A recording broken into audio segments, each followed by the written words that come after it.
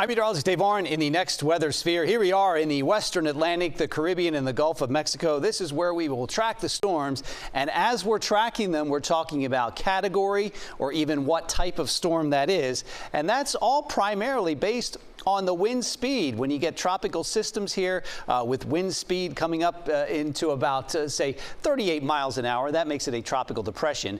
Wind speed 39 to 73 miles an hour, named tropical storm. It's the hurricanes, category 1 through 5, and each category has significantly stronger and stronger wind and different impacts here. 74 to 95 miles an hour makes it a category 1 minimal hurricane. You get storm surge about 3 to 4 feet. Some power outages and just some tree limbs down and maybe some minor structural damage here. Once wind gets up to 96 to 110, it's category 2 hurricane. The storm surge increasing 5 to 8 feet.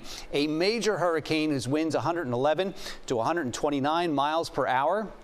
Close to 10 feet of storm surge. Now you're getting that water up against the coast there, pushing inland with the storm surge and more significant property damage here. Up to a category 4 makes it an extreme hurricane. Wind 130 to 156 miles an hour.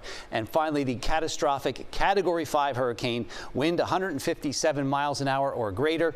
You have 18 plus feet of storm surge, roofs blown off. You get total loss to the structures here, and that water pushing inland well away from the coast here. Now that scale here is just based on wind speed, and it does have some limitations, which is where we come in as the next weather team to talk to you through a storm and show you the impacts here. Now we will categorize these storms just by the wind speed, but what this scale does not track is the storm surge impacts from a specific storm. In addition to that, it does not look at rainfall amounts. That is where we come in looking at rain bands, talking about flooding concerns not only along the coast but over the interior here. We will continue to track severe storms, but the Saffir-Simpson scale does not track that. It's just a number, 1 through 5, based on the wind speeds.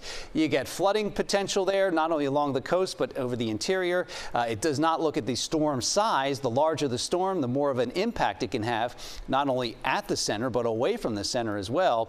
And of course, the movement and speed is another important factor that this scale does not look at, because the slower the storm, the heavier rain it could be. So we will talk about the categories, but when it comes to the actual impacts like this, it's where we come in as the next weather team, telling you what impacts you'll see in your area from a storm, where all of these are unique to that specific storm. In the next weather sphere, I'm meteorologist Dave Warren.